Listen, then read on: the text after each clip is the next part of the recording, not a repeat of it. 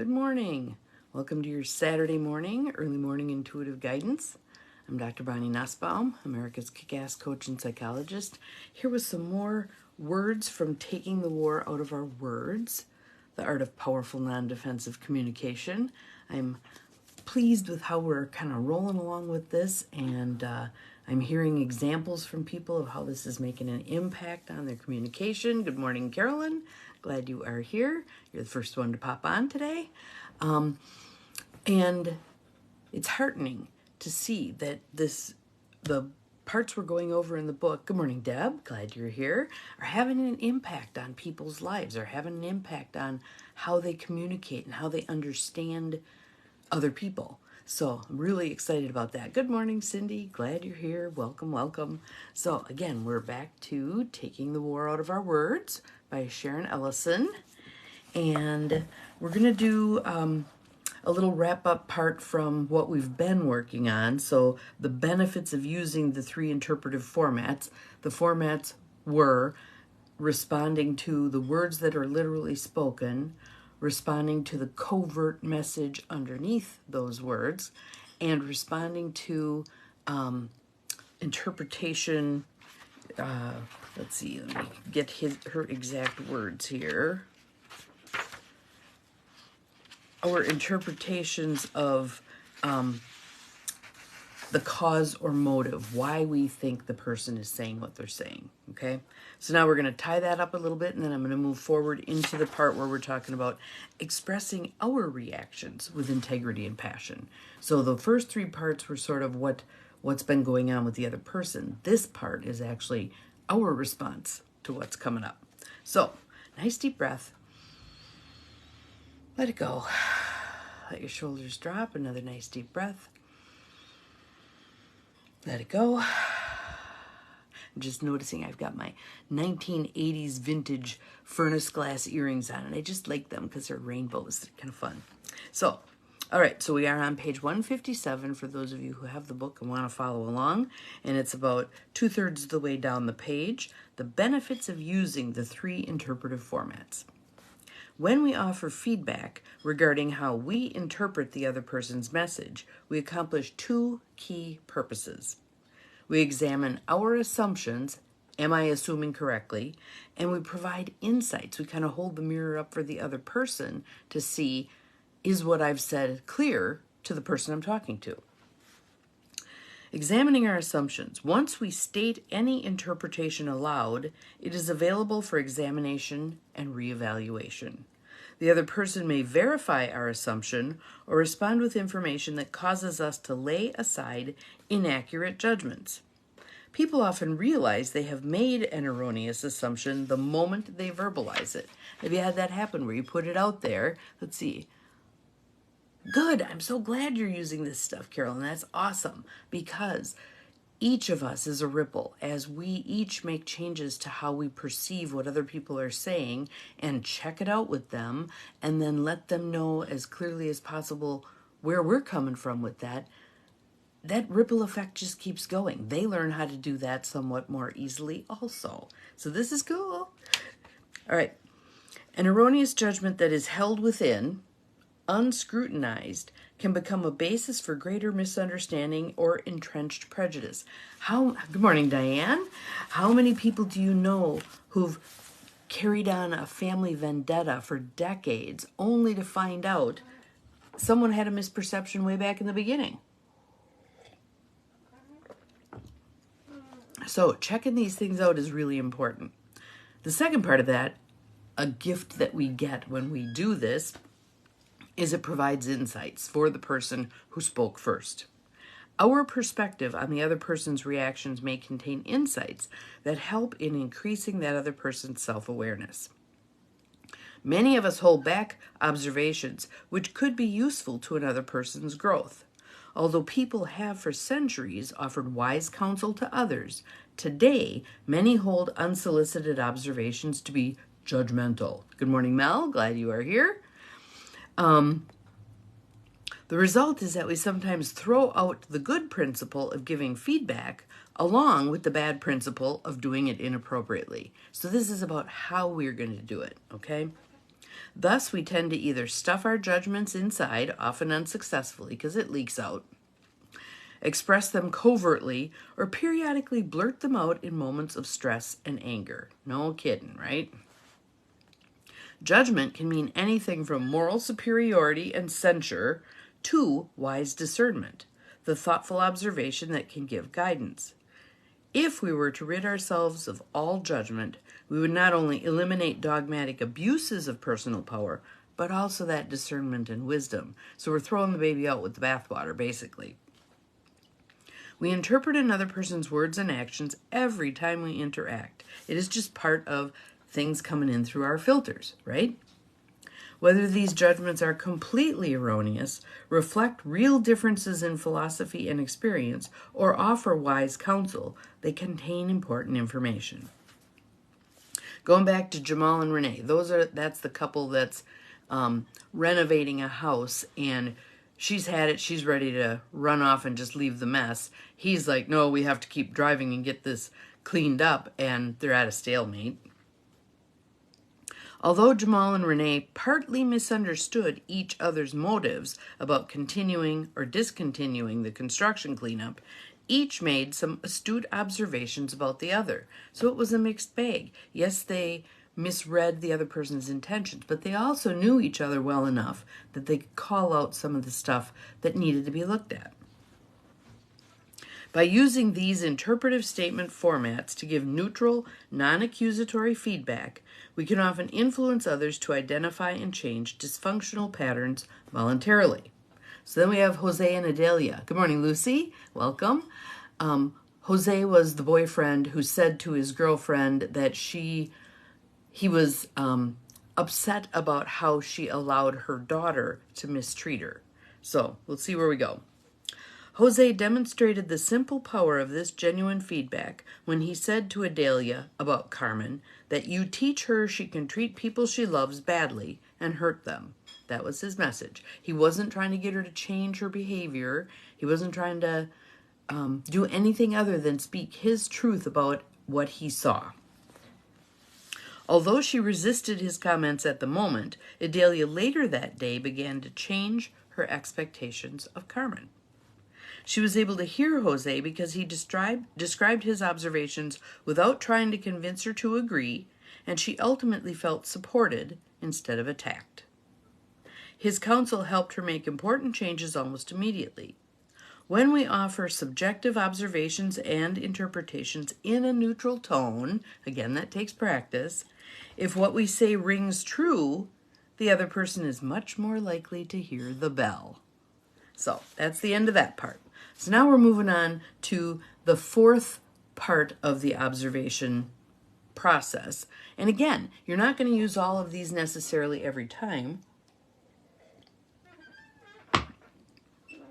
but the more facile you become with each of them, the easier it is to have the appropriate ones roll off your tongue when it's appropriate. So this is about expressing our reactions with integrity and passion.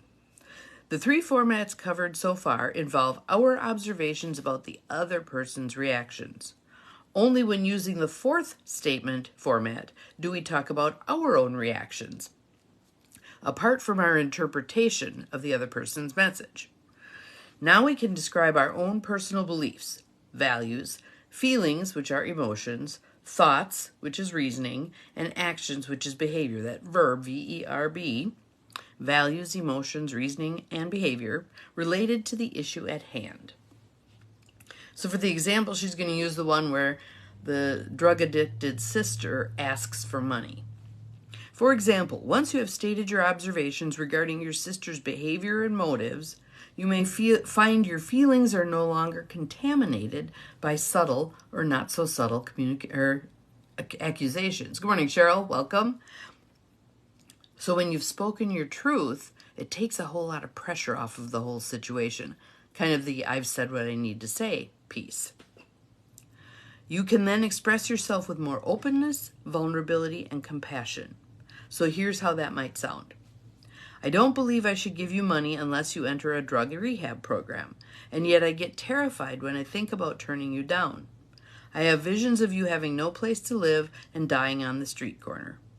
Sometimes after I give you money, I get very angry at myself and at you. Mostly I feel so sad, I can hardly stand it.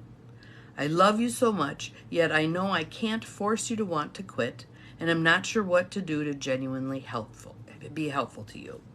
This statement weaves back and forth from belief to feeling to behavior to feeling to reasoning. If it is purely sincere and you don't slip into trying to persuade her to go into a rehab program, good morning, Mara, glad you're here. Your words will carry the passion of your feelings and can give you more clarity. They may also give you the courage to say no to this new request for money, if that is what you believe would be best. So this part again, part 4, is staying focused on ourselves.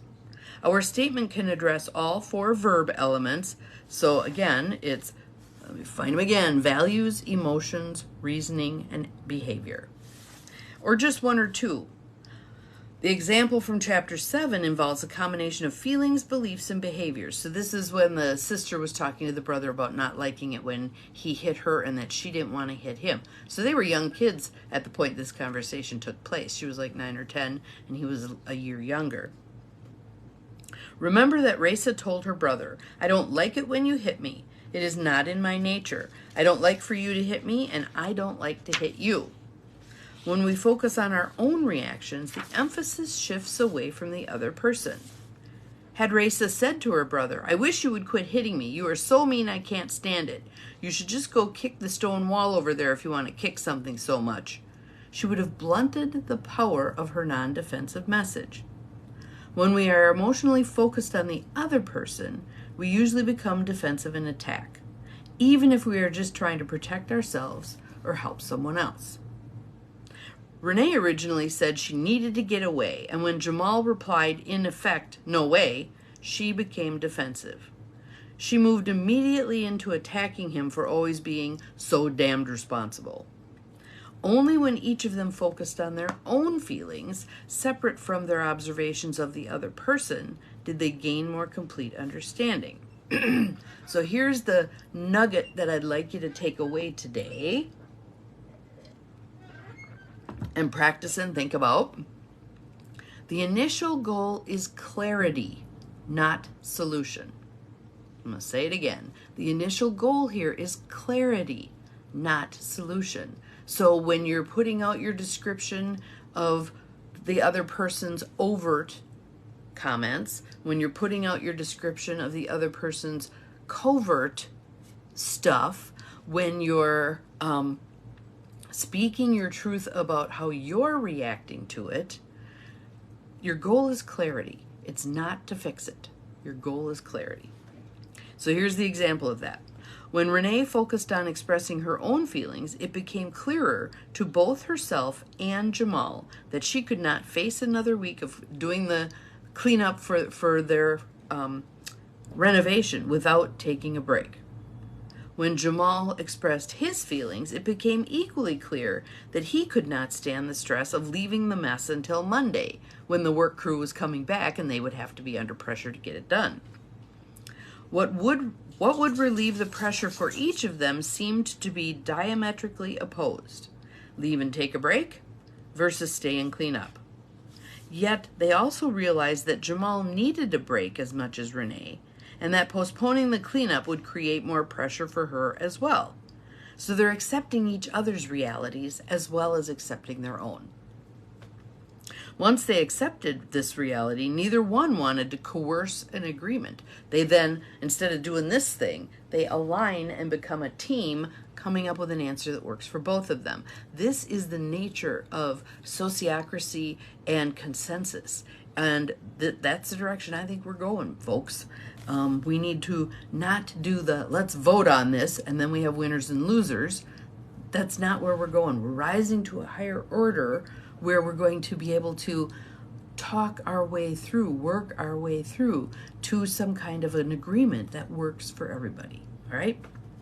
And I know that sounds pie in the sky, but it happens all the time because there are intentional communities everywhere that do this all the time. Expressing feelings, thoughts, and needs does not necessarily create a magic solution. It simply creates clarity which can then provide the basis for a creative solution. A number of options opened up with regard to Jamal and Renee. In the end, Jamal and Renee enlisted the help of a young neighbor who wanted to earn some extra money, and Jamal's brother, who brought another truck. Having finished the cleanup by noon on Saturday, they were able to go to the coast and drive back early Monday morning. And again, they're both going to then be much fresher Monday morning, and the job is done, so they aren't under the pressure of getting it done at that point in time. A reasonable solution answers both of their needs, okay? Jamal's compulsion to keep going and Renee's desire to escape from pressure had been central to many arguments over the years. Ding, ding, ding, right? After this incident, he became more able to examine his habit of working compulsively as a way to relieve pressure. Renee, in turn, began to work more effectively with her desire to escape from pressure-ridden situations. As they expressed their own feelings and needs more clearly, without reverting to defensive accusations, they found it easier to come up with satisfying solutions. So their relationship is going to be getting a whole lot better, a whole lot stronger, because they've each been willing to address their underlying issue, which resulted in this conflict. So she becomes more willing to address things rather than run away. And he becomes more willing to come up with solutions that work for both of them instead of just hunkering down, hammering on it, pushing through, etc., etc. All right? So that's the end of this part. So I'd love to hear what out of that resonated for you. What chimed? What made you go, I want to try that with so-and-so. Again, initial goal is clarity, not solution. And how many of us really do get very frustrated when we want to talk to somebody about it and they pop into Mr. or Mrs. Fix-It? That's not what most people are looking for. They're looking to be heard. They're looking to be heard. Good morning, Susie. We are just about done, but I'd love to have you go back and watch this, and some of you may want to watch it again, because for me, going through this book again has really helped solidify more of this information, and I can see myself using it more easily than when I read through it the first time, because this is very different from what most of us have been raised to do. All right? So again, I'm going to go back here and find that little part where it captures all four of these options. So the four formats: conveying our understanding of the overt message, what the person has literally said. That's format 1. Format 2 is conveying our perception of any covert message. So I hear you saying you're okay, but your fists are clenched. So we're pointing out what we notice that makes that the words not ring as true as they could. What's the contradiction? Format 3 is we describe any additional meaning we attach to the message, such as an underlying cause or motive. I think you're saying this because you're tired. I think you're saying this because you're mad at me from the other day, whatever. And then format 4, what we talked about today, is expressing our own reactions. So hopefully there's some good grist in the mill for you all there. Have an awesome Saturday. Bumped it ahead a day there. And I'll see you again tomorrow on Sunday for either this or a card. We'll see what we get. Have an awesome day. Remember, you are capable of far more than you think you are. Bye-bye.